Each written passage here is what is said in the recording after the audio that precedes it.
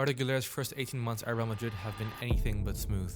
Arriving from Fenerbahce as one of the most hyped young prospects in Europe, the expectation was that he would gradually earn his place in the team. Instead, he's found himself stuck on the fringes, barely getting a chance to showcase his talent. Since the start of this season, Güler struggled to make a consistent impact due to multiple reasons.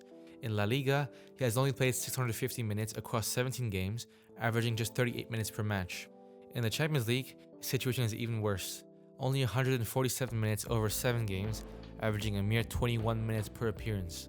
He's barely been used in key matches, and in recent weeks, his situation has deteriorated further. He hasn't played in 5 of the last 7 games, and those 5 games coming back to back.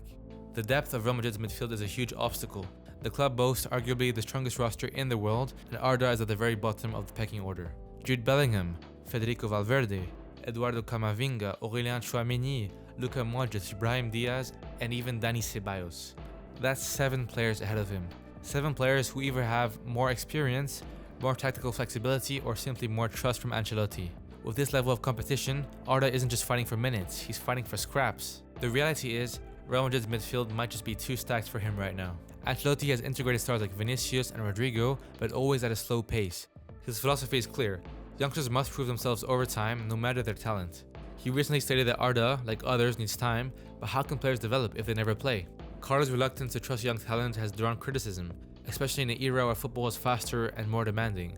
To stay competitive in La Liga and the Champions League, he may need to rethink his reliance on veterans. If not for an injury crisis in November, academy graduate Raúl Asensio wouldn't have had a chance, yet he has proved himself now as a top center back. At the same time, Güler hasn't necessarily shown that he's ready to start for Real Madrid. With the team competing for major trophies, there's little room for trial and error, but that doesn't mean that he should waste away on the bench. Technically, he is very gifted. His close control, dribbling, and passing stand out, and his vision is elite for his age. He thrives with time on the ball, creating chances and striking cleanly, as we have seen at the Euros. His set-piece ability makes him a real threat. However, he struggles physically, getting pushed off the ball too easily in La Liga's intense environment. Defensively, his positioning and tackling need a lot of improvement, which likely limits Carlo's trust in him.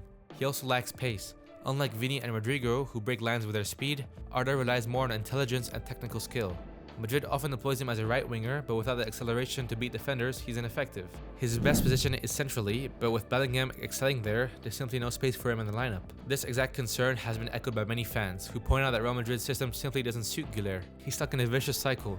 He doesn't play enough to gain experience, but when he does play, he can't make an immediate impact because he lacks consistent minutes. His weaknesses, such as defensive positioning, explosiveness, and pace, make it even harder for him to stand out in a system that doesn't maximize his abilities. Arda's situation is reminiscent of Martin Ødegaard's struggles at Real Madrid.